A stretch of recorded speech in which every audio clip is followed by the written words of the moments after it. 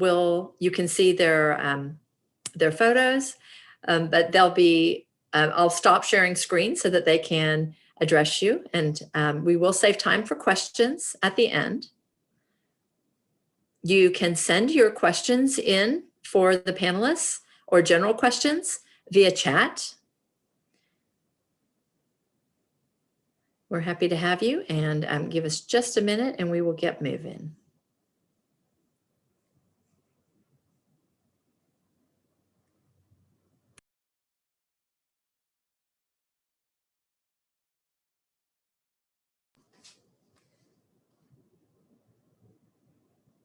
All right, welcome on behalf of Plano Public Library. We're happy to have you with us today. This is Exploring Engineering Careers, and we have 5 active engineers with us today to share their experiences and their roles with you so that you can learn more about the engineering careers that are available.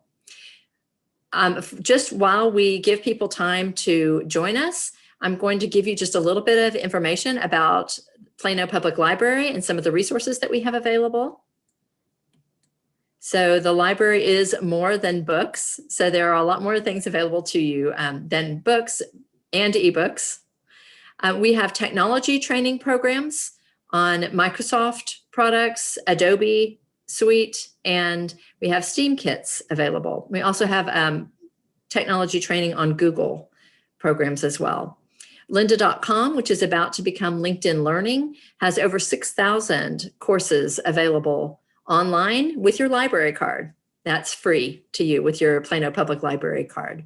Tutor.com offers assistance with both high school and college level courses. And Learning Express has preparatory tools for taking the ACT and SAT exams. You can learn a lot of new things with Plano Public Library. We have classes on Zoom like this one today.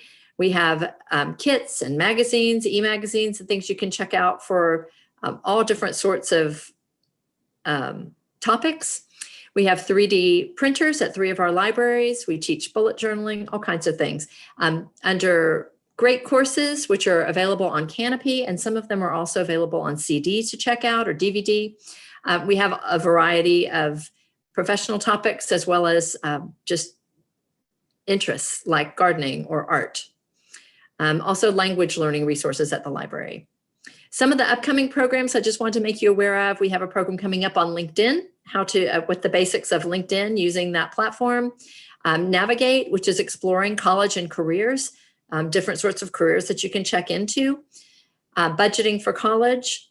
I know we have a lot of students with us today, and we have a series that Microsoft is actually presenting training on all of their platform of software beginning March the 12th. Those will be on Fridays at 11 a.m. All of our programs are recorded and placed on YouTube. So the library's YouTube channel, you can find these sorts of courses, things about overcoming procrastination, making an impression on others, managing your own money, and more. Our technology training playlist and our Adulting 101 playlist are available to you as well. So as a reminder, your microphone is muted. Our panelists are about to begin, and you may ask any questions that you have in the chat. We appreciate your being with us today, and we are going to get going. All right. Let's see. Hopefully we've got a view where everyone can see all of the speakers today. All right. So we're going to get started by having all of our panelists introduce themselves. And I'd like to ask the panelists to give us their name, the company where they're working, their role currently, kind of how long they've been an engineer, and maybe a fun fact. So let's start with Alyssa. Thank you, Kristen. Just making sure, can you all hear me okay? Okay, perfect. Hello, everyone. My name is Alyssa Hernandez. I'm a quality engineer at Toyota Motor North America here in I've been with the company for about 2.5 years, graduated from the University of Tulsa with a Bachelor's of Science in Mechanical Engineering. And then a fun fact, I'm multicultural. So just by looking at me, you may not know, but I'm mixed with Mexican, Asian, Indian, and then also white. So fun fact, a lot of people don't get that. Wonderful. Thank you. All right, Edith. Thank you. Thank you for inviting me to participate today. My name is Edith Marvin. I'm the Director of Environment and Development for the North Central Texas Council of Governments. I've been working in engineering since 1990. I worked through my college career at an engineering firm. I received my engineering license in 2000, meaning my professional engineer license. It is you take your fundamentals of engineering test after college, basically gain 5 years of professional experience under a licensed professional engineer. After you accumulate those 5 years, you document your history, your work history, how you've progressed. You take another day-long test, that's the professional engineering test. And then as a result of all that, you're able to sign and seal your own work that you have designed in order to serve the public. So Josh may add a little bit to all that when he gets to introduce himself and speak, but that is an important aspect for civil engineers in particular, because you're typically building public infrastructure in that role. And then it's followed for the rest of your career through continuing education requirements that you must maintain in order to demonstrate that you're still, competent in engineering. So did that. I've practiced in public sector, meaning working for private sector engineering firms. Public sector, meaning cities. I've worked for a couple of cities in our region. And then also now at a regional level, serving 16 county area of North Central Texas, which is the fourth largest metroplex in the US. So it's a lot of fun. I did get my civil engineering degree from UT San Antonio. And a fun fact about me, I have 2 kids, plus I have been very involved in scouting because of my son who received his Eagle this past year. Thank you. Fabulous. That's a great accomplishment. All right, Mona, will you introduce yourself, please? I have 2 dogs, so if you hear them in the background, just say, hi, dogs, hi, babies. So that'll have to mute and you'll have to go to someplace else. But I've been working in the engineering field a long time. I won't exactly say, but I graduated from University of Louisville in Kentucky, came here right out of college, and I've worked for many different companies. So the most wonderful thing I find about engineering is it's varied. You can do you have an engineering degree, but you can pretty much do anything. And my father said, well, okay, get an engineering degree because there you can do whatever you want. And he was right. Basically, he was right. I've always stayed in the engineering field, but I've done many different hats. And the most fun, they sent me someplace very fun, one of the jobs I have. And I was sent for one night and 2 days on board one of our Navy weapons ships. I was traveling around the Netherlands, so I got to stay a day and a night and another day and on a Navy ship. So that was a very interesting experience, a lot of fun. That is a very interesting thing. Very That's, interesting. You get to do that. Yeah. See, you get to do a lot of different things. You never know what you're going to be doing. There you go. Very good. Thank you, Mona. Josh, you ready to introduce yourself? Sure. My name is Joshua McClure with Half Associates, and I am a civil engineer, as Edith alluded to earlier. I have my undergrad and master's are from Texas A&M, class of 98. Woo! And as well as a PhD from University of Illinois. They have no such calls. And so you'll notice some credentials beside my name. You've got the PhD that I already mentioned, the professional engineer that Edith said. I work in the consulting engineering realm, where most civil engineers tend to work. If they don't work for a government agency, they generally work for a consultant. And so we serve public agencies like North Central Texas Council of Governments. Edith is one of our company's clients, and so we help them accomplish whatever types of projects they're doing, whether it's a study to figure out where flooding is, a study to figure out how to solve the flooding, or public outreach, or any number of other roles. We help out with those types of things. The CFM, aside from my name, is the Certified Floodplain Manager. That is a national credential. It's not generally required by law, but it is required for some jobs. And so that essentially means that I know the floodplain regulations, and which is pretty important when you're working in the water resources area and addressing flooding issues. And then what's getting cut off probably in my little screen there is the PMP, which is a project management professional. So that is a certification you don't see as often in my industry, but you'll see it more in the computer industries. And I suspect Mona probably works with a lot of folks, and maybe Alyssa as well, that have the PMP certification. But that essentially is a certification that I know how to manage projects. The engineering, we'll talk about this more later, but engineers are known for their technical side, but really the key to a successful engineering project is being able to manage it, keep it on schedule, on budget, and accomplish whatever the task is without wandering off and spending hundreds of hours wasted on the topic. So those are my general credentials. As far as something fun about me, I'm the Scoutmaster of my son's Boy Scout troop. I suppose that could be fun. I'm also certified a certified master naturalist, and I collect a lot of other hobbies such as cooking and dancing. So I try to keep a broad interest base and keep myself interested in me if nobody else is. Fabulous. Thank you, Josh. Kyle, can you introduce yourself for us, please?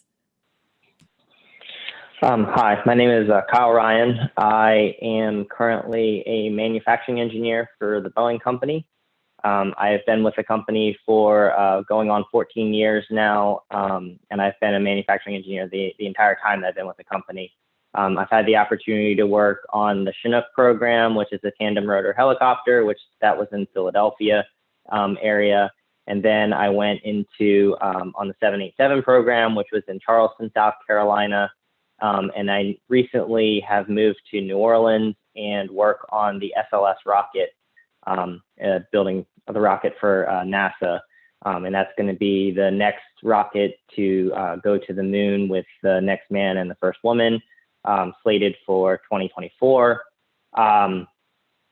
So I have, for an interesting fact about myself, I was just adopted at 3 months old from South Korea. Wow. Well, we're glad that you're with us today, Kyle, and all of our panelists. And it sounds like everyone has a really interesting job and a variety of tasks. So what does your typical day look like? Or would you say you have a typical day? Is there something different each day? Who wants to jump in first?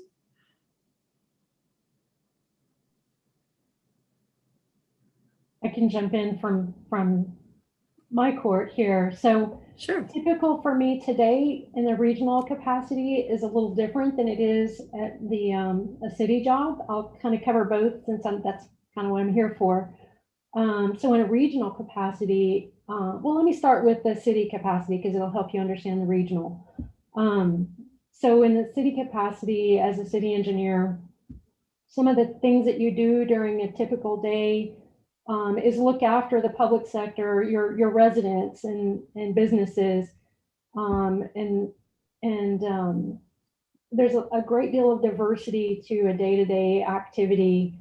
You're partnering with developers, you're overseeing design and construction, you've got capital projects that are funded by the city.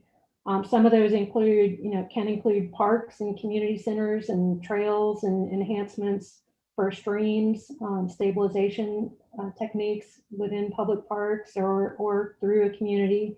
You can be looking at building fire stations or addressing hydrant needs throughout your water system. You can be building roads, you can be building bridges, water systems, wastewater systems, pump stations, water towers, pipelines, you name it. or maintaining those things. You can also be addressing, public concerns about all of those bits of construction that you have in your master plan that you're undertaking. Sometimes people, are concerned about what's happening with a road, or why is the water tower there? Or does it have to be? Can I help you relocate it somewhere? Different interactions with the publics and addressing their concerns and their opinions. You also get to endeavor into kind of an aesthetic issue. You've got to look at, paint schemes and decorative rocks and entryways into the cities and requirements for developments. Are they going to look good? Are you going to be proud of them? Do they represent what the community wants to see? So it always comes back to your community, your residents, and through them, your council members and your city leadership. But every day is a problem-solving challenge. You've got, again, master plans that you're working from that you've developed along the way, so that you kind of have a roadmap in front of you as to what needs to be done to, address the number of people in your community. Again, working with developers and their engineers to understand, what they need to do in terms of building more and more housing or business developments within your community. So for a regional standpoint, we're working with the 16 counties in North Central Texas. So in all of those fields, whether it be public works or stormwater, or solid waste, building codes, all of those groups of people, we bring together for regional planning. And so we find out what are their common needs, what can we help them accomplish collectively that would be difficult for them individually and on their own. So that's really kind of my day-to-day look, again, representing my past work for cities and my current work at a regional council of government. So thank you. That sounds like a lot of different interactions. Mona, did you have something? Yes, I can explain now. I work for Texas Instruments. I started out as an electrical engineer, but so, you can start out as one thing and do anything from there. So I worked as a hardware design for a while. Then I went to testing. That's when we were testing antennas, and that's why I was on the Navy ship, because we were testing our antennas. And then I switched. I went back to school for 1 or 2 classes, and I said, "Oh, I like software, so let me try software now." And then I go back to test engineering, and then mostly I'm doing software now. But it's been such a varied field. And I get to work with chemistry, chemical engineers. So we do a lot of automation. So if you want to hear about my job, we do automation. We have a lot of robotics and anything that's surrounding the robotics. If I know high schools have a lot of tours. If you ever get a chance or find out how to get a tour into Texas Instruments, you just have to see the factories. And I would recommend. Our fab is building a whole nother factory in Richardson off Renner Road, and it's going to be 30% larger than the one we already have.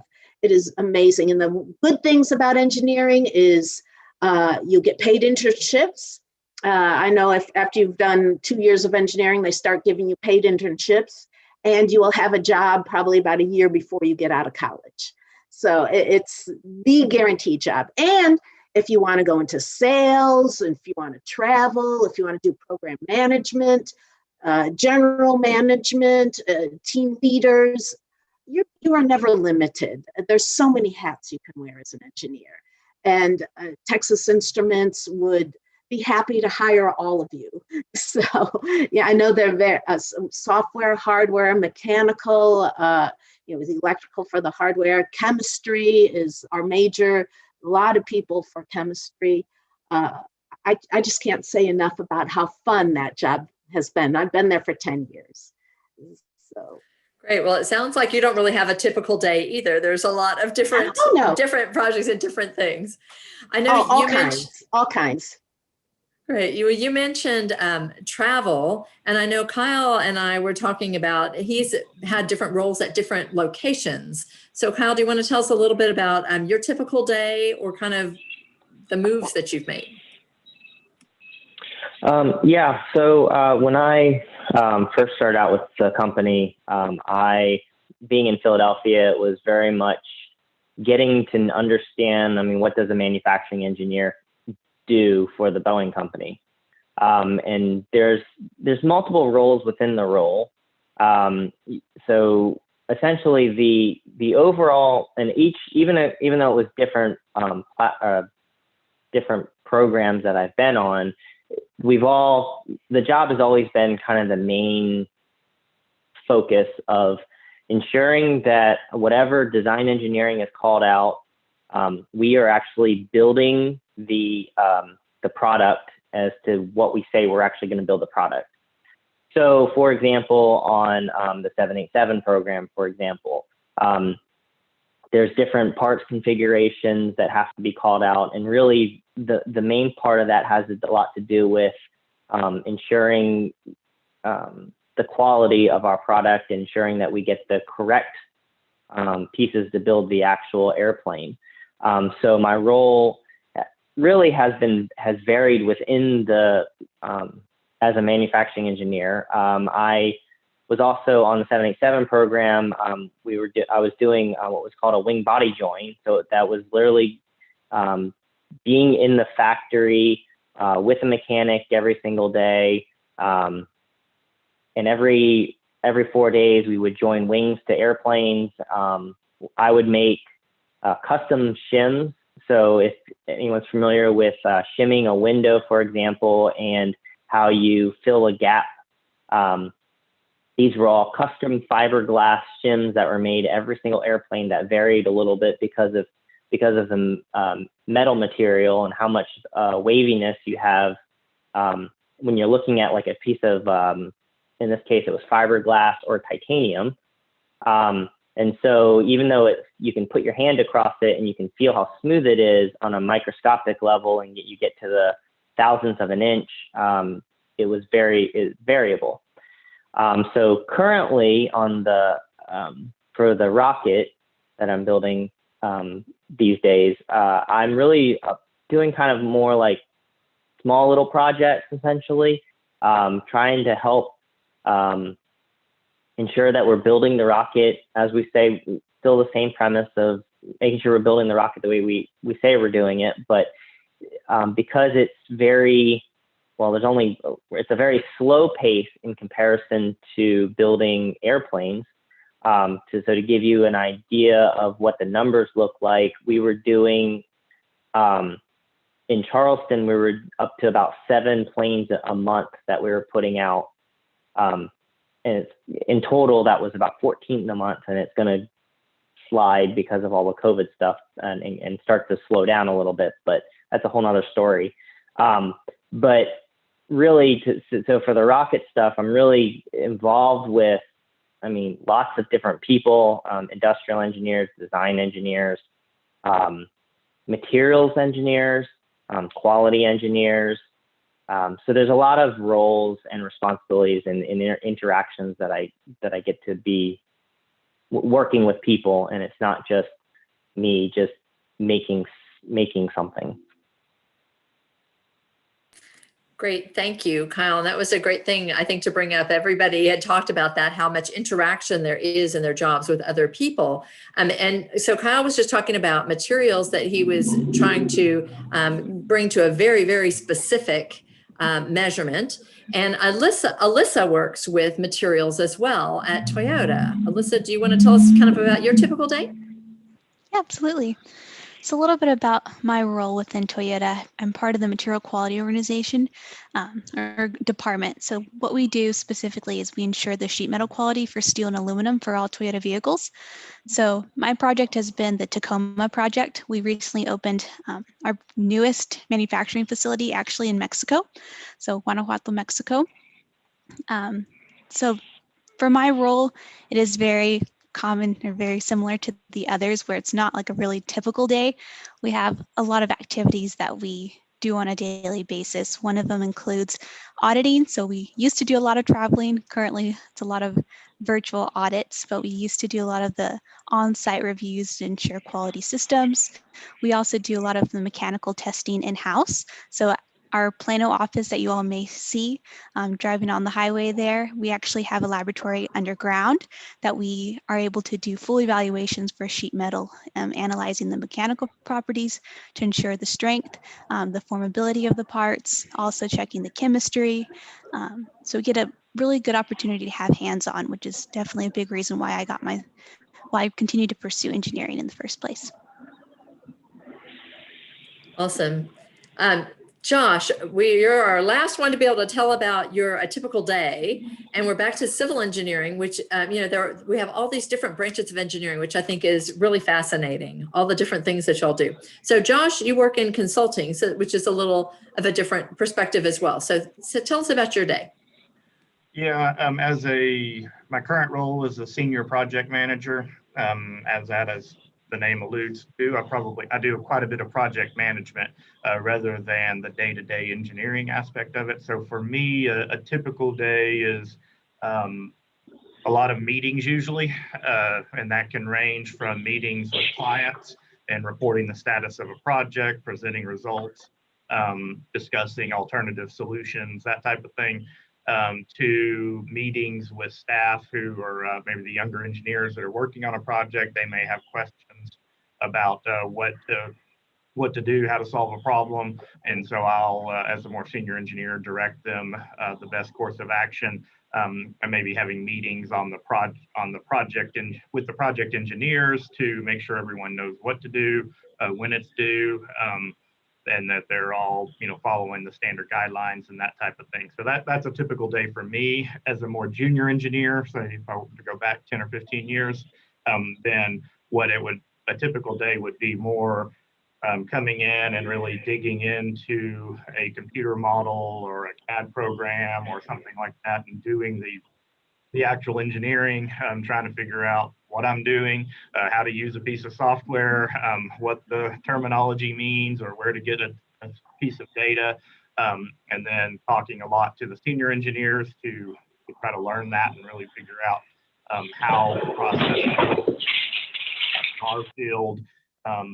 2 to 5 years really for an engineer to become, what you might call, reasonably competent and capable of doing things without too much supervision. But it can take a lot longer than that to really become truly good at it. But and that varies from one industry to another as to how long that takes. But 2 to 5 years is more typical in our industry. So that's kind of the range of days, but they can vary wildly, as he alluded to travel earlier. So one of the more interesting things I did was going out to Saipan and Rota and the Northern Marianas Islands, which most people probably don't know. Those are American Commonwealths of America. They're their own nations, but protectorates of ours, and doing some facility condition assessments out there to look at some airport facilities. And so that could be a day where you're spending 24 hours flying somewhere to go out and inspect the grounds on an airport or whatever. So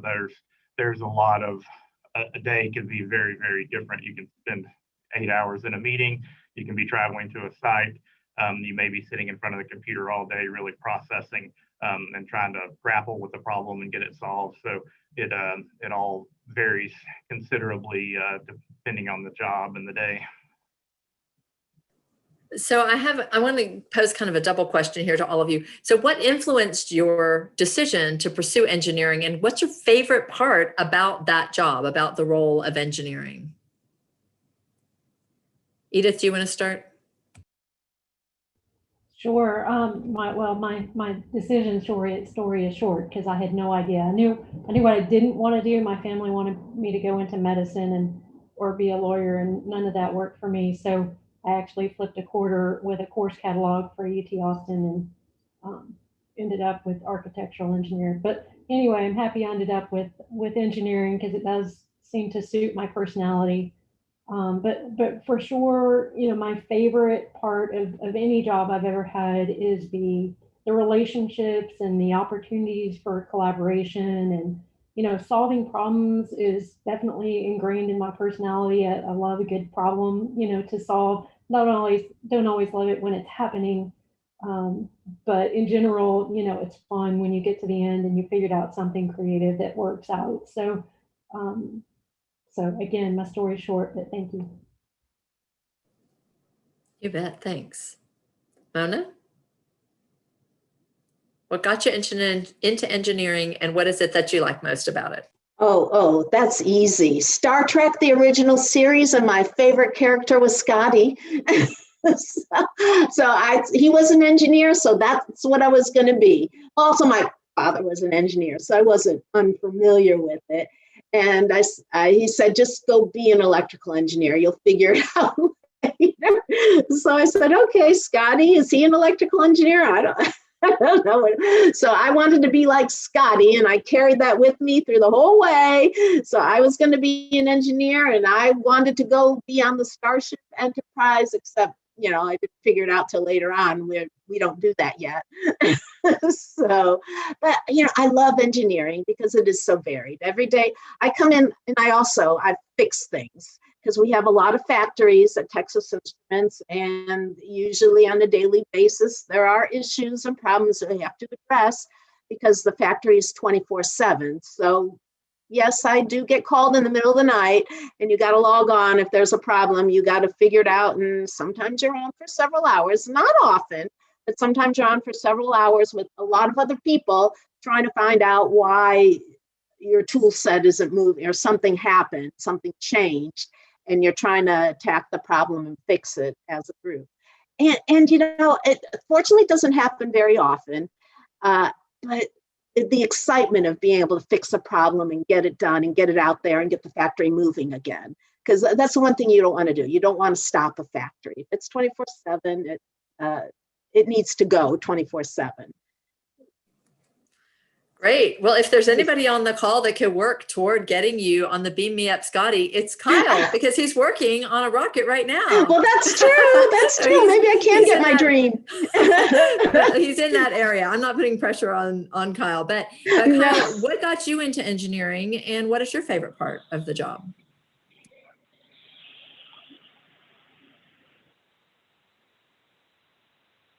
Was that me?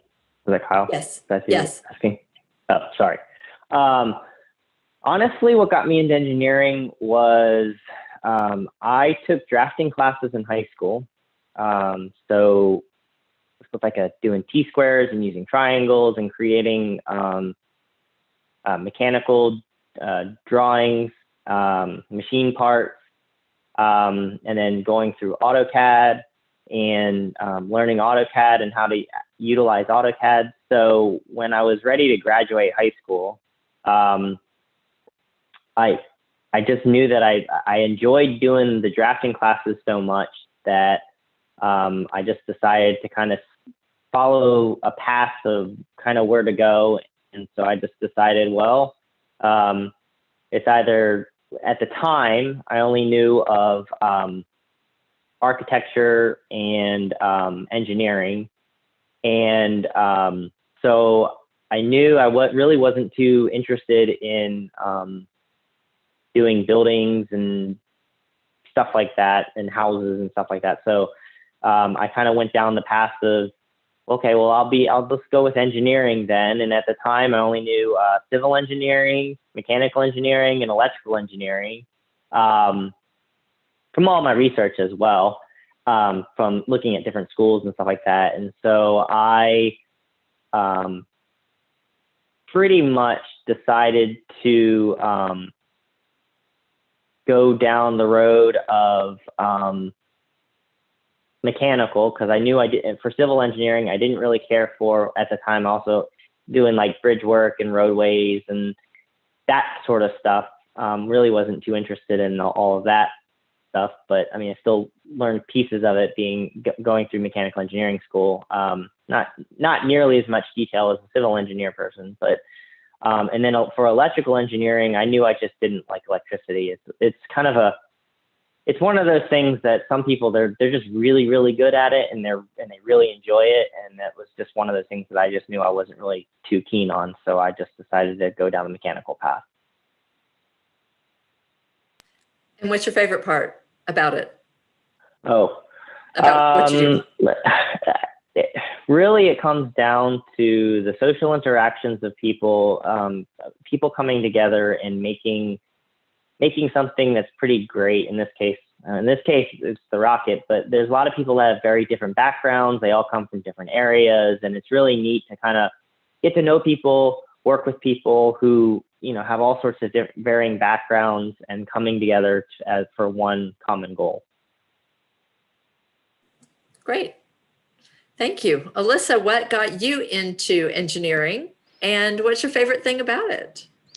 Yeah, so what got me into engineering was actually in high school. I had a mentor that realized that I was pretty good at math and science. So just to give you all some background, I actually wanted to be a dancer, very much into the arts. So it wasn't until my mentor got me into the engineering program that I realized maybe I do have something for engineering and want to continue to explore those options. So I was part of the engineering program and then was a part of First Robotics. So we had a robotics team there that really allowed me to be innovative and to solve problems in a way that I never had before. So I stuck with it. I'm very glad I did. And I'm glad I chose mechanical as well because it is so broad. Didn't have to be, I guess, too narrow in a specific discipline. My options were more open. So I did enjoy that. So one of my, I guess, the favorite part of engineering is to see everything come together. So in robotics, I worked in a team. Of course, like the collaboration is always exciting and getting to meet new people and work on projects together, but also to see the full robot come together and actually function properly. So how we see our vehicles from the point of where they're just parts to where they come all together and you see the actual vehicle drive off the line. So that's definitely my favorite part.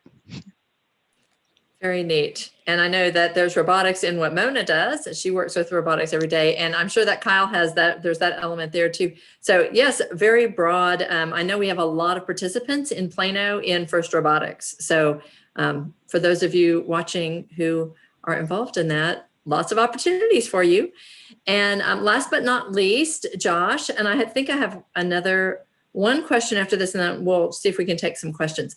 Josh, what got you involved and interested in engineering? And what do you like the best about your job or about being an engineer?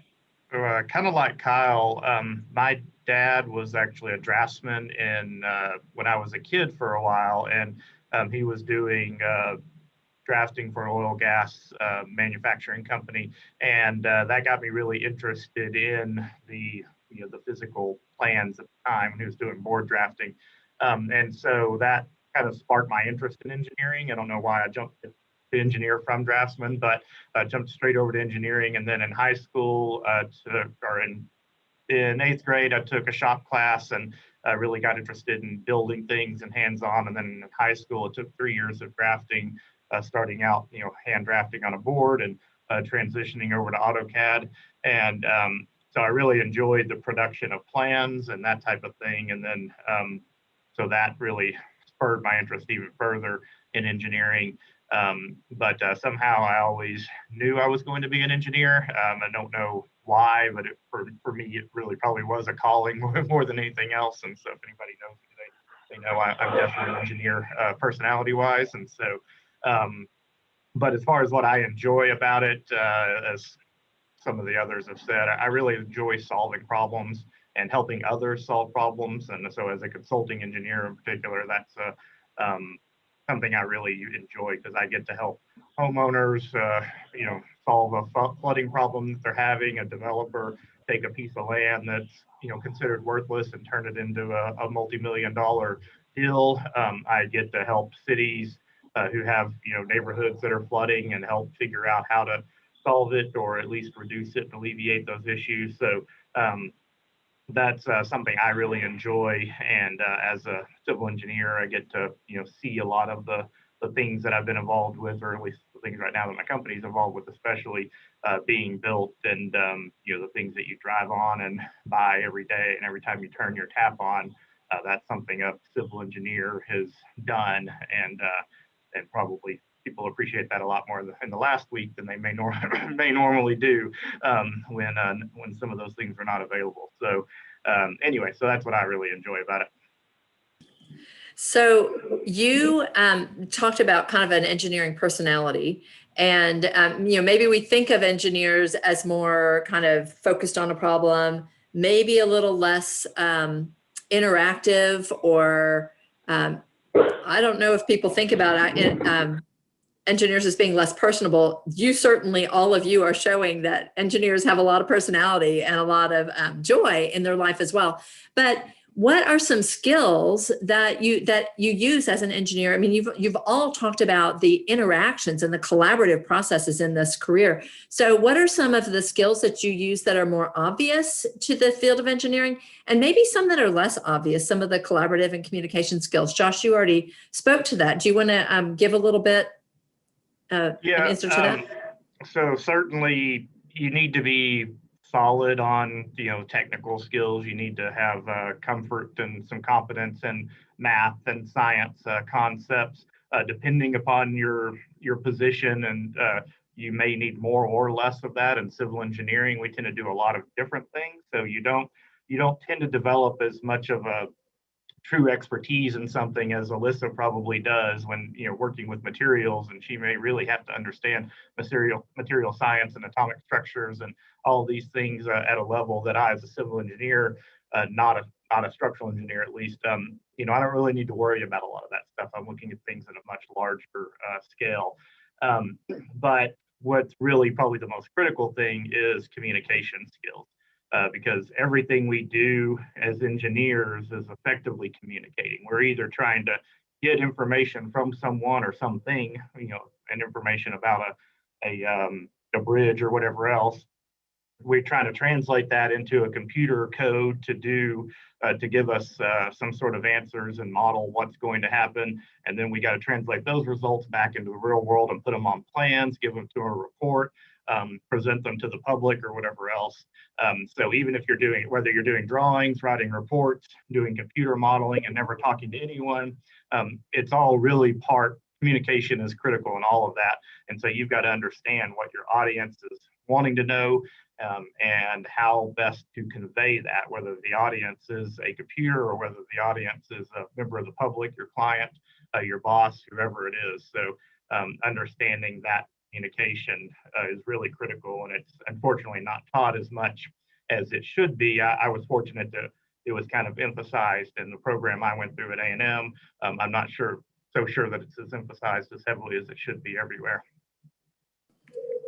All right, thank you. Alyssa, your thoughts on any specific skills, whether they're obvious or less obvious for an engineer that you're drawing on or that you see as valuable? Pretty much as Josh had mentioned, I think those communication skills, those soft skills of presenting work effectively and just communicating with your suppliers or team members is very crucial. I'd also say time management, but also energy management as well. So the collection of projects that we have on a normal basis, it could require a lot of energy, the audits, the technical reports, all that technical knowledge that you're needing to apply to the job, but also balancing that energy just for your own health, I'd say, especially during this time of COVID. I think it's important to have those good project management skills, but also tying in like some breaks, whether it's work that's not as technical that you can balance out your schedule. I think that's very important as well. So throughout your projects in high school and college, just to keep in mind those time management skills, and they'll progress as you continue further in your academic and professional career. That's great advice, Alyssa. In fact, I've seen things that talk about how we need space in order to really be creative, a space in our mind. We can't be, focusing on all the hard tasks constantly and still really be at our creative best. So I like that you said that, taking breaks and changing up what you're doing. Kyle, what kind of skills do you use and see as valuable, both technical and maybe not? I guess overall, so Alyssa and Josh touched on, all those things are so important.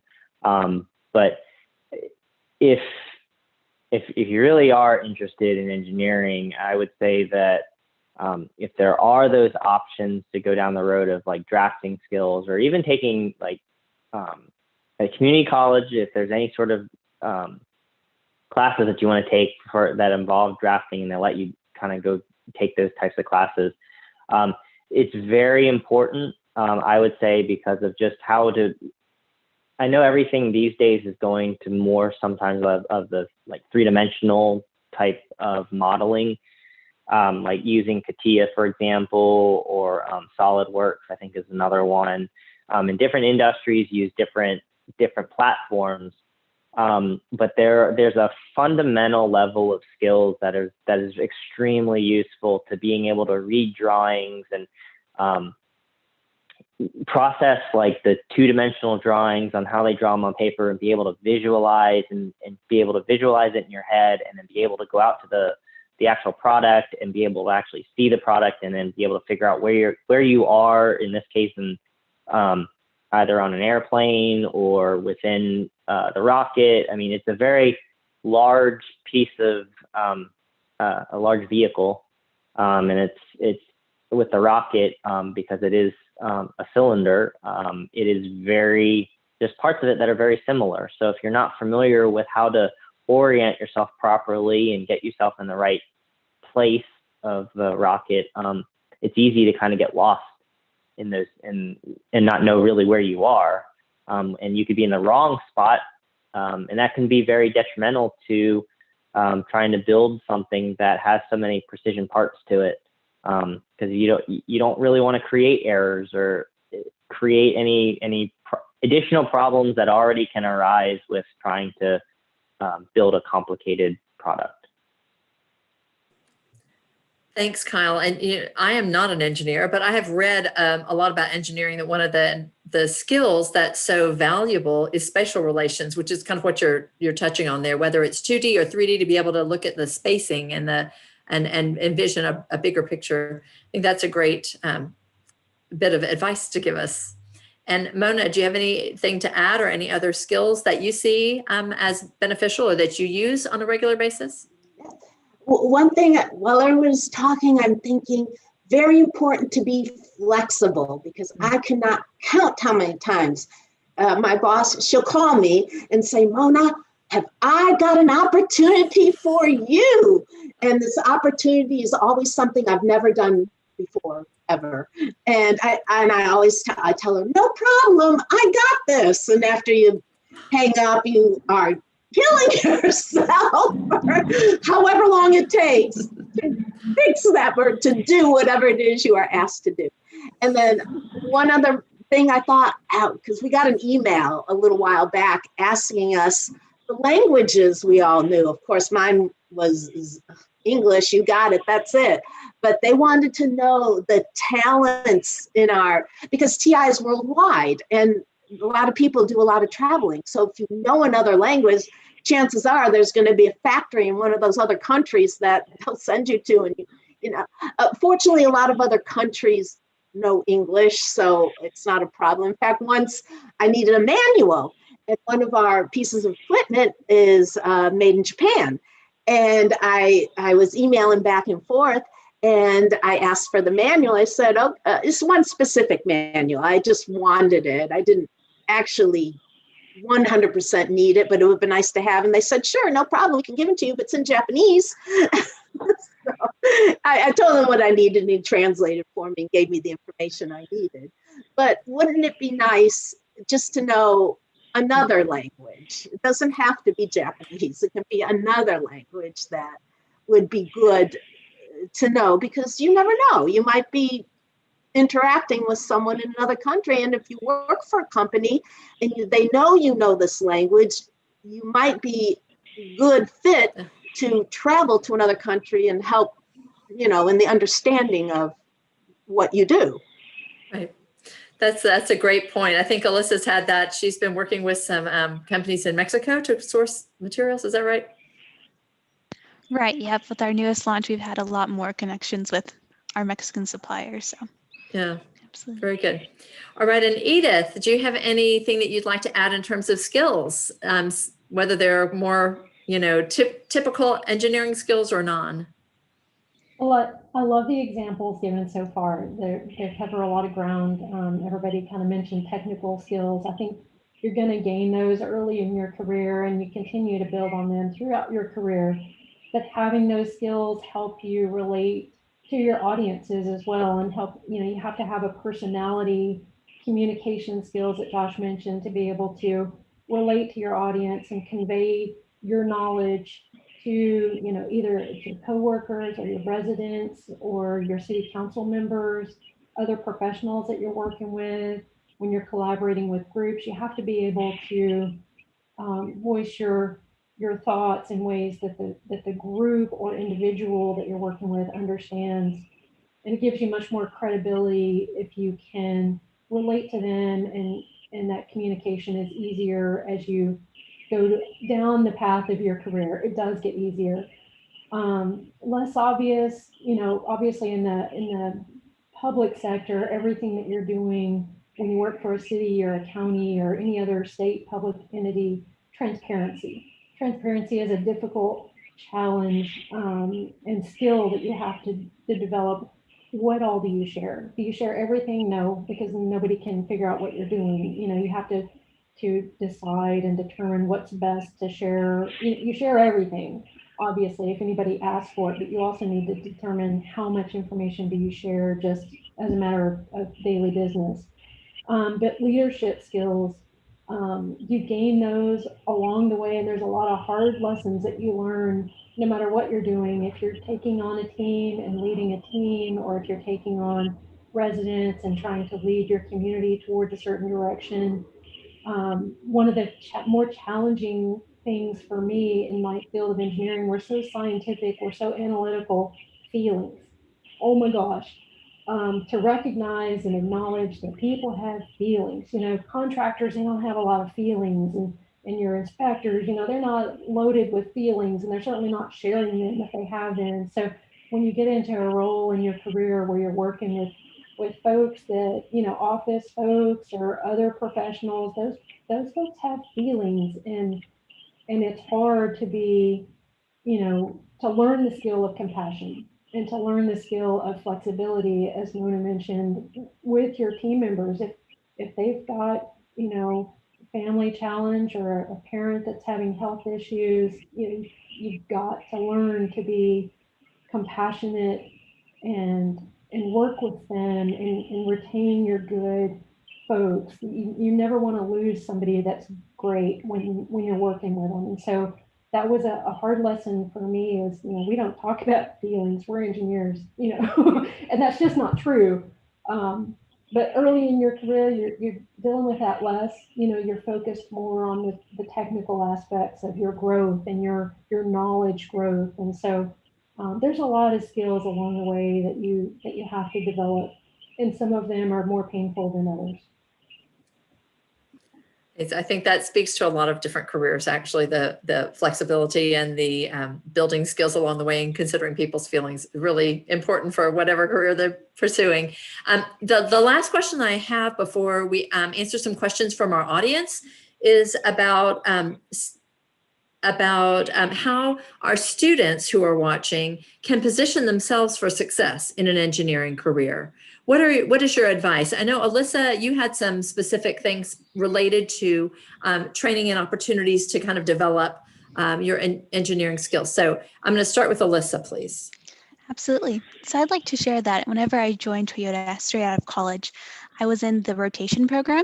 So a lot of companies nowadays will have a rotation program that'll allow you to get a feel for different groups within the company. For mine, it was in quality. So I had 2 years, so it was each 6 months to do a rotation. So I would highly recommend, as you all are considering whether you're high school students or college students, to get that experience, whether it's through rotations or also internships and co-ops. So for those that don't know about internships and co-ops, internships are typically during a summer term, and then co-ops are for a 6-month term, so either the fall or the spring. So a lot of companies will offer those opportunities, and I have some links that I shared that I believe we'll put in the chat for you all to access. A little bit more background on how to get those internships and co-ops. There's quite a few organizations out there. I wanted to focus in on 3. It's Society of Hispanic Professional Engineers, the National Society of Black Engineers, and then the Society of Women Engineers. So those are 3 big national organizations that you can take part in high school and then also in college. So definitely encourage getting involved as soon as you can and attending those conferences because they are definitely great to have that visibility and have that face-to-face communication with recruiters. So that's just a little bit there. you, Alyssa. And I'm just going to see, do any of our other panelists have something they'd like to add as far as how can students position themselves for success in engineering? I'm not going to ask all of you in case we have a bunch of questions waiting. So, but if there is something that you'd like to add, please jump in. Yeah, I would emphasize what Alyssa said and go a little bit further, that somebody also asked about what kind of GPA you need. And I'll say I'm going to speak for civil engineering. I'll let others comment otherwise, but I've known civil engineers who literally said, I won't hire somebody with a 4.0. And I think that's a bit extreme, but there are people who kind of have that attitude. But the reason being that they really want to see people with some practical experience, not someone who's only done classroom work. And so to that end, I would encourage anyone to try to get internships or co-ops, as Alyssa said.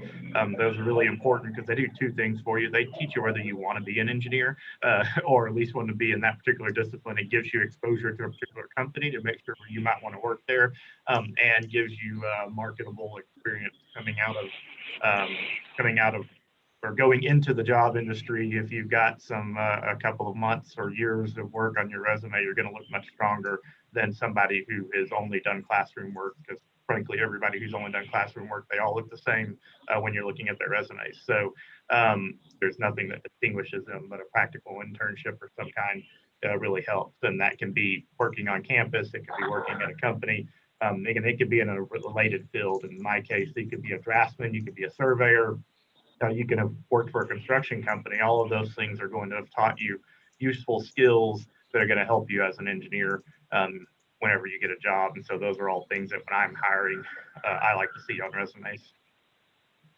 Great, thank you, Josh. Kyle, did you have something you wanted to add? Oh, yeah. So I guess I'll give this as the word of advice. I guess I was working for the physical plant. So I totally forgot to mention that I went to Georgia Southern, and my degree was in mechanical engineering. So I got the opportunity to go work for the physical plant. And so what they did was a lot of, they handled all of the mechanical, whatever would fall underneath the category of mechanical stuff. So that could be as far as like handling some of the air conditioning units in the buildings and making sure that if the engineer was going to go put in a new handler unit in one of the buildings, he would scope it out. You would run kind of the duct work and figure out like the performance of the actual system in itself, and to figure out how much air you would need, essentially, how much it would cool. But anyways, the point being is that I went away for the semester ended, and it was over Christmas, and I just kind of just went about my business and went home for Christmas, thinking that I was going to return back to work for the physical plant, thinking that they kind of knew that it was Christmas break and I was living in the dorms and I wasn't allowed to stay. Well, they thought that I had either just walked away and graduated or whatever, and I never communicated that those were my plans.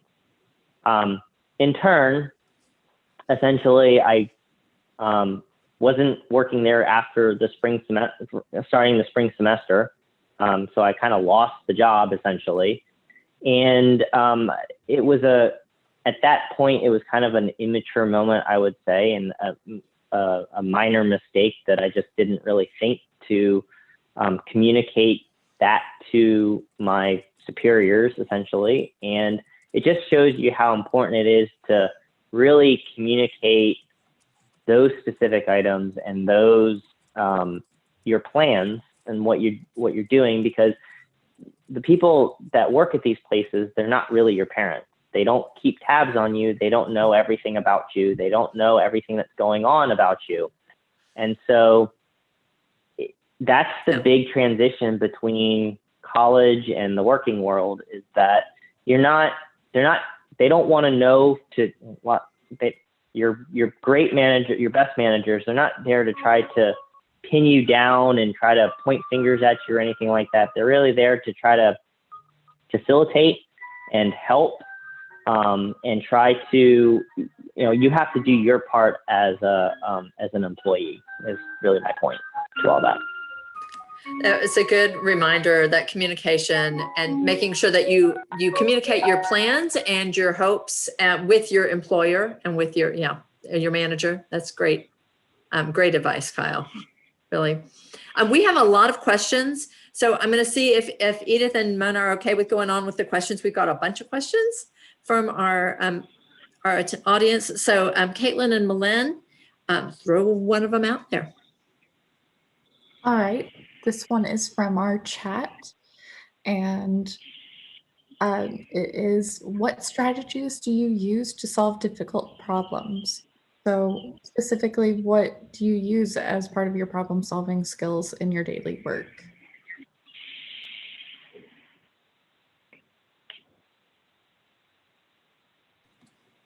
Y'all can decide who to jump in, because I don't know who is prepared to answer this one. I'd say that's a broad. I think that. Go ahead, Kyle. I was going to say that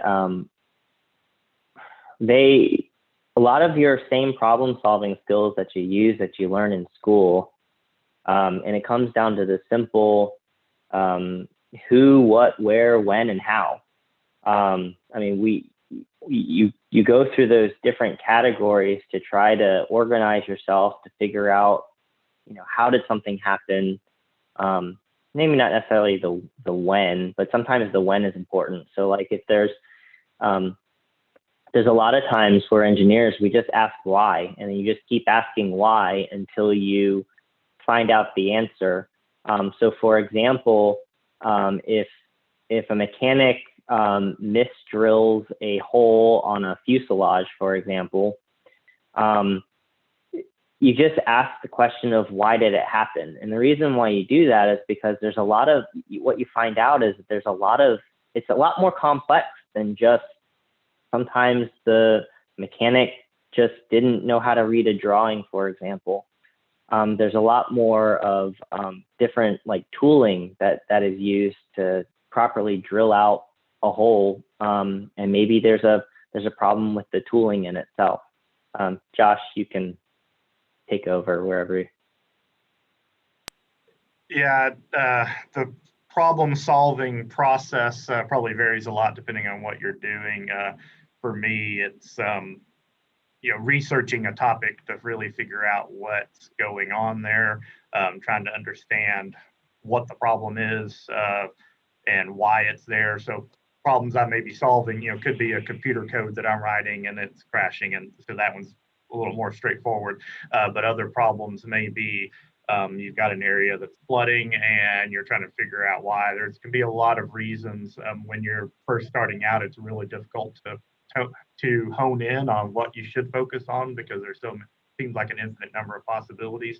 I'd encourage you to talk to some folks with more experience to try to understand, to limit those possibilities down, so that you're not wasting a lot of time researching things that are just completely infeasible. And that was the hardest thing for me to kind of accept as a young engineer, was that there isn't a book that tells you how to do it all. And you have to build up some experience and just accept that for a while you're going to be ignorant, but don't accept that you have to be ignorant long term, but at least that for a while you're going to be, and you're going to need to research it. And I strongly encourage well into your career to realize that you are still ignorant, you still don't know it all, and that you still need some help and to do some research and try to figure things out. But, I know that's not the most desirable answer or a formula that you can apply, but that's how I do it. I think that's one of the more important reasons why you should work in private practice ahead of moving into a public sector role, is so that you've had those experiences and that you've built things yourself before you move into a role of reviewing other people's work, because you have that foundation and that understanding of how it's supposed to work and what was supposed to happen, so that when you go out in the field to evaluate that problem situation, you're not just pulling on your public sector experience. You've actually, been there, done that, built that before. And so it gives you a leg up in trying to figure out what needs to be fixed. Great. Next question. What was your favorite project you worked on?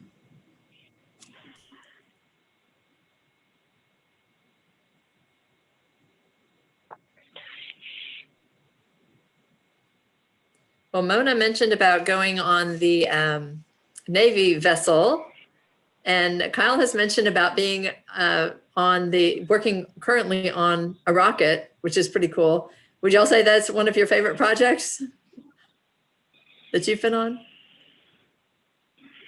Over the years of doing certain things, I'm in the beginning stages of working on the rocket. I started working here in New Orleans last September, but I would have to say that probably one of my most favorite projects that I worked on pretty recently was essentially on 787, where how do I say this? You have two parts that came together and had full-size holes in them, and all you had to do was drop a bolt into the hole. And I'm simplifying that because that's essentially the concept. But the complexities to ensure that you actually do that it's not that simple. There are so many troubleshootings and different things that happen to make this project happen, and working with so many different groups. So there are machinists who work on 5-axis machines, who did some programming, who you would have to work with them and talk with them and discuss with them on why something completely failed and didn't have the outcome that you were expecting, in that it drilled the hole in a completely wrong direction, in a different location that you didn't think that it would actually happen. And really it comes down to, again, just the trying to solve that hard problem and working with the people and you're already friends with some of those people and you spend a lot of long hours with them, and it's just enjoyable. So would you say that the favorite project doesn't necessarily start out as ooh, this is going to be great? It's just in the process of doing something, it becomes really exciting to watch it happen and come together? Yeah, there's a lot of little nuances, little small projects within the big project that become your responsibility. And it's very true that those little things are the ones that really start to matter the most. Sounds cliche, but it's a true application of life as to the bigger scheme of life. Great. Anyone else, a project that was exciting, something that you'd say was your favorite thing you got to be involved in? I can step in for that one. So for me, it was definitely working with our newest plant. So to be a part of something that's completely new to the company is quite rewarding. So as a trainee, actually, they got me started really rather quickly on evaluating the material that we were getting in for this plant. So first time having this material being shipped overseas from Japan and Korea. So this was the first application of overseas material on the plant. So it's quite a big responsibility and definitely very rewarding to be able to go back to Mexico after quite some time. And then also just for like personal development, getting to do some exploration and the travel opportunities that come with it, being an engineer and getting to do those activities. So definitely one of my favorite projects, and I'm still part of that development of the new plant. So that's definitely one of my favorite projects. Neat. Another question, maybe?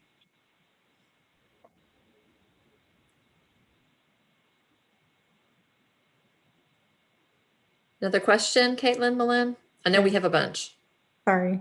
Another one from the chat is, has your perspective on engineering changed throughout your career? And if so, how?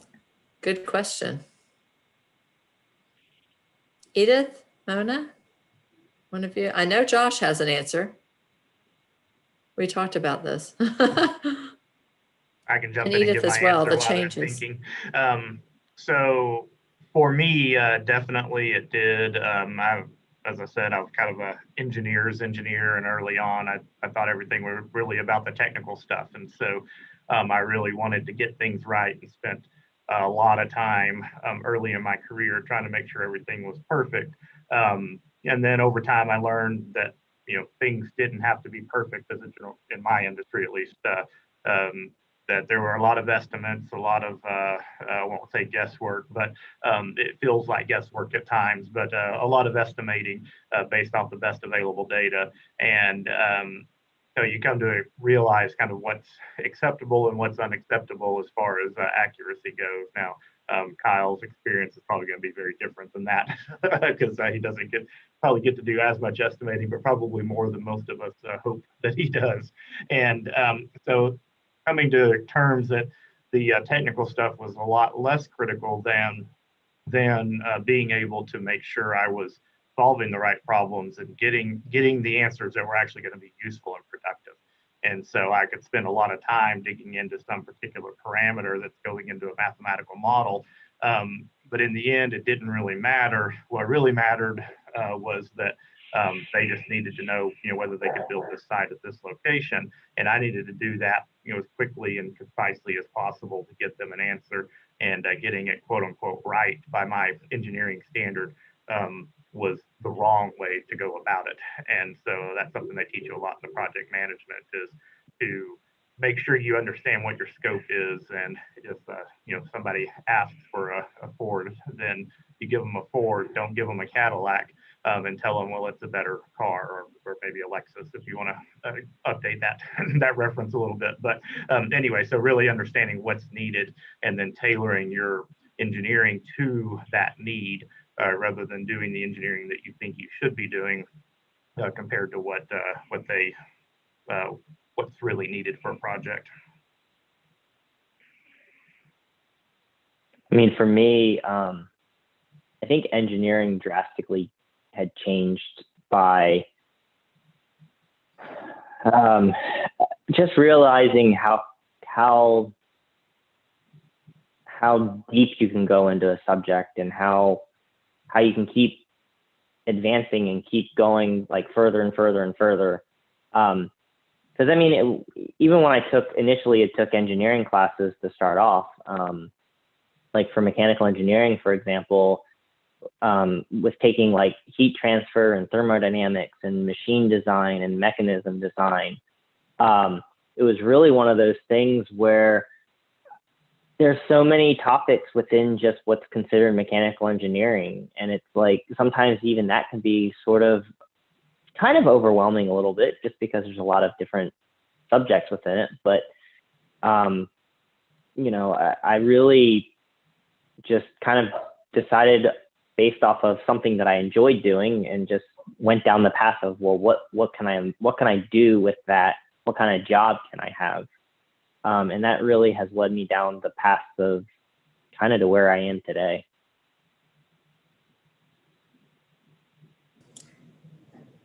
Great. Thanks. Anyone else? Oh, sorry. We have a question about, how do you manage the stress involved with testing and presenting a final product? This was specifically for aerospace industry, but you can also open it up to civil engineering, software engineering. Well, that's a really good question. I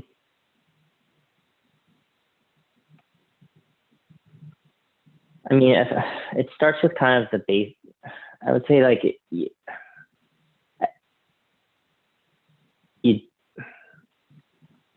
at some point you can't think about everything that I'm going to affect in a negative manner. You have to trust in that everything that you've kind of learned up till this point has also involved other, like all your college classes and everything like that. There's a lot of very intelligent people that have done lots of research and development. And you kind of you learn to trust. There's a certain method about problem solving and deep problem solving with all of the math problems that becomes very analytical. And you just take that foundation and then you just apply it, try to apply it to your job. I guess what I'm really saying is just as you go through the process, you don't have to think about, oh my gosh, I'm joining a wing to an airplane that, if I don't do this one little thing wrong or correct, it's going to be catastrophe. Well, really, there's a lot of checks and balances within the system that help eliminate those types of issues. And you're not the only person working on this problem. There's a lot of people that are working with you to really work on the entire product. It's not just one individual. And that's really what you have to remember, is that the best engineers are the ones that are able to collaborate and work with each other to accomplish one goal. Yes, I'd like to add just a little bit that if you're in software, there's a lot of steps to take before a product goes to release. We have code reviewers and quality reviewers. We have extensive testing rules we have to follow. So, right, just like Kyle said, you're not alone. It's not your own, there's a lot of people that are helping you out to make sure the product, before it goes out, it's vetted and ready to go. And that's, I think, important to understand on the civil engineering side. There's maybe fewer checks and balances, but there are intentional checks and balances. So at a good company, at least, you've got a good QC program where someone else is going to look over your work. It's going to go to the city or whoever the other regulatory authority is, and they're going to review it. And hopefully all of that works, but those of us that have the PE beside our names, we're taking that ultimate responsibility. And I'll say, especially early in my career and right now, I would love for there to be a lot more checks and balances somehow, and somebody really digging in and checking every number. At half where I work now, that we have a pretty good QC program. That hasn't always been the case everywhere I've worked. And so I've certainly been nervous about things that I've sent out and worried about whether or not it's going to work. Luckily, everything always has to date. And so, but that for me, it's a matter of checking and checking and triple checking my work before I send it out, and understanding where something can go wrong and where maybe it doesn't matter so much, as I said earlier, whether I get that perfect.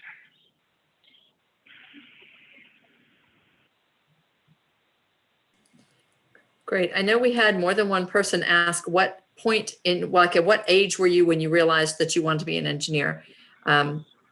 Just a simple kind of. Yeah, for me, it was probably 7 or 8 years old. For my son, who wants to be an engineer, it seems like it was about 3 or 4 when he was building dams in the creek. But anyway, we'll see if he still makes it.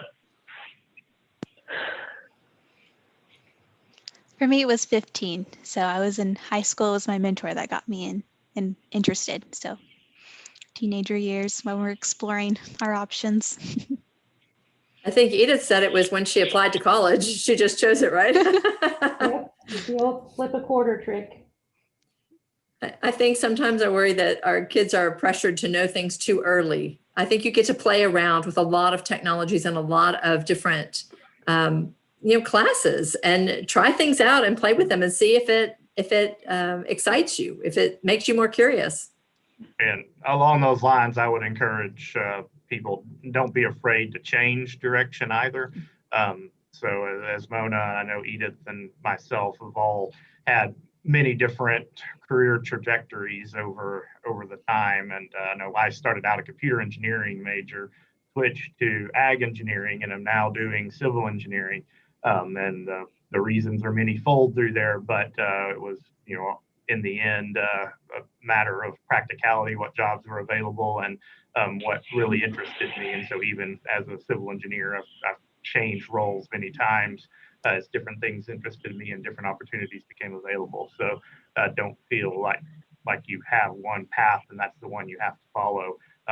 Even though your parents may not always be real happy with you when you're changing that direction in or before college, but better to do it early than when you're 30 and realize you're miserable. So. And I have a friend, he just told me he's decided he's not doing engineering anymore. He's going into the pool business. His family has a pool business. And he said, now is the time. There's a lot of broken pools. So he's said it's just time. So it's amazing what you can do. I have another friend that went into real estate, another friend that bought their own, well, actually a family member that bought their own packing store. It sold a variety of products and wines, made their own wines, and bought apartment complexes. So engineering it's a mindset that can take you into many different directions, not necessarily just engineering direction. You can open your own company. Who knows what it's going to be by the time, you're ready to retire, which for me might not be till 75. I don't know. Just keep going. That's great. One strategy my daughter used was to look at the 8-semester course plan. So if you look at that and you're horrified by what you see, as she was, maybe that's not the right thing for you.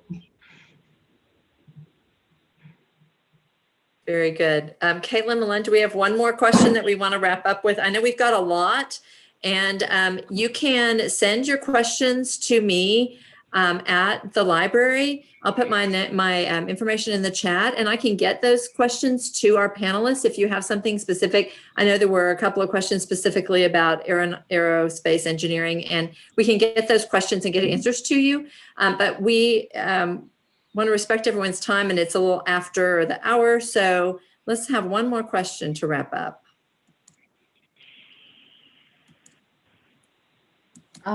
There have been a lot of questions about what class really assisted you in your career when you were still in school, or if there's anything that you took in high school or anything in your youth that really prepared you for this field. That's kind of generalizing several questions, but it seems to be a popular one. Is there anything along those lines you can speak to?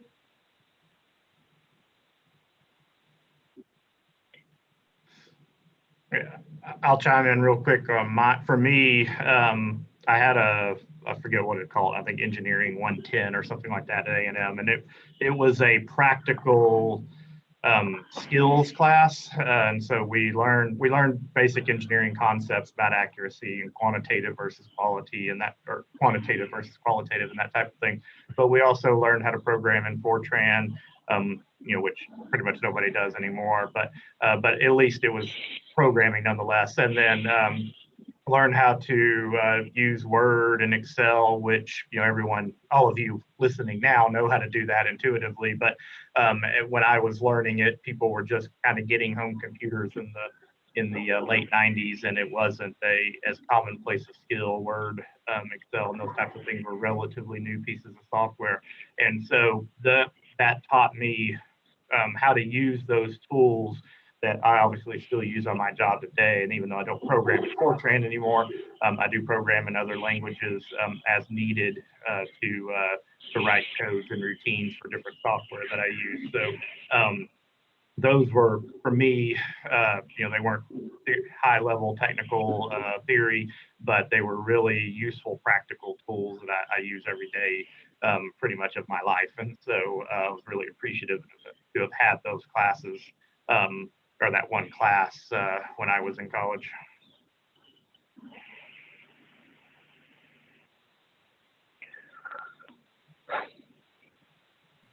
Anyone else?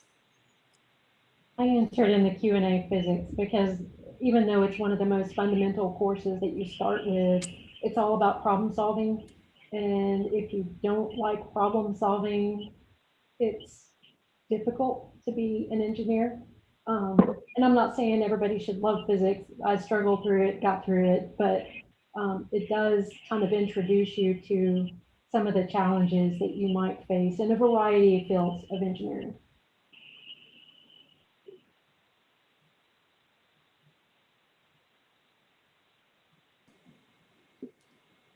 Anyone else want to add something there?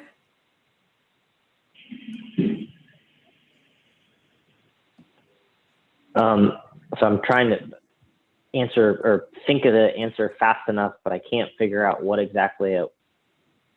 In high school, I was involved in the Academy of Science. So that was, I remember high school was a long time ago. So and a lot's happened since then. So it's kind of hard to think back to high school sometimes. But yeah, so Academy of Science was a lot of just taking kind of what you do in engineering, where you take it was basically taking like an engineering problem and trying to apply the things that you knew. And it was kind of, at the time, I remember it being kind of overwhelming because, I mean, I didn't take a whole lot of extracurricular classes in terms of like, I don't know, I know in school things can be kind of competitive, and you think that, you have to fulfill these major, I don't know, grades and all these different things. I'll be frank that, I mean, I wasn't exactly the greatest student. I probably mind wandered or whatever it was, but it was a little overwhelming to be a part of this just because of all the information that it seemed like some of these students really knew about, and they knew all this stuff to do well in whatever this was. But it really comes back down to, I mean, you're not going to be not prepared for whatever that adventure is that you're supposed to go and what you're supposed to pursue. You just trust that you're taking all the right classes, you're doing all your right things, you're performing well in those classes. And even if you don't perform well in those classes, if you know this is something that you really want to do, just stay persistent to it.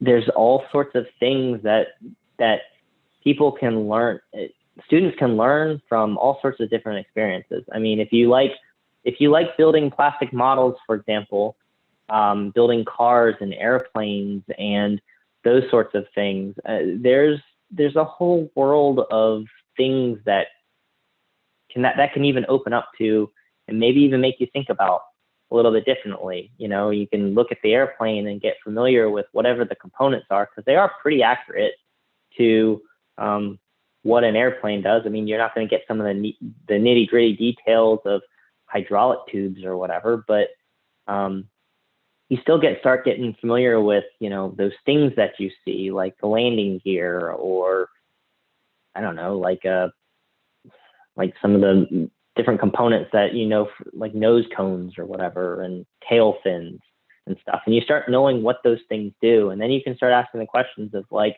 well, what does it do? And you can research it, and you can learn about it, and you can read about it. I mean, they have so many with the internet these days. I mean, you can find so many resources that it's kind of ridiculous. I mean, you can use YouTube for certain things. I mean, if you like playing with Legos, for example, and you want to get into robotics, get Legos and build with Legos. I mean, they're some of the most fantastic things that I've actually seen involving Legos, which I'm completely mind boggled sometimes, because yes, it looks like a toy, it looks like a Lego, but it's a great learning tool. It's something that really can, you might want to bug your parents about it and say, hey, I want a Lego set that involves robotics. And then, yes, they might be expensive, but I mean, that gets you into a lot of the programming for a Lego, like some of the movements of the arms and everything like that. There's also programming that's involved where you pick up a small little object, and you move that object to one spot to another. And then you advance on that, and then you keep building upon that. I mean, that's where this all starts. I mean, it's not all rocket science. I mean, it's really small little things that really inspire you, that you build upon on that foundation. I love that you said that, Kyle, because the library Plano Public Library actually has some kits that you can check out to work on different programming languages and learn things. And we've had some Lego sets with the Mindstorms. I'm not sure if that's still in at the moment. but we have a number of kits that kids can check out and try these different things, building and playing with things and putting them together. So that's a great suggestion to folks. Anyone else have, I think we are kind of at the end of our time together. Anybody have a final comments? Any goodbye, parting words of recommendations to those who are watching? Well, like my dad always told me, just get an engineering degree. From there, you can do anything else you want to do. Great. And then I'll go ahead and add just to don't be afraid to get involved. Even if you're middle schooler, high schooler, get involved in those first robotic competitions. Even if they don't have it at your school, you can find a school and get involved. There's the first Lego League.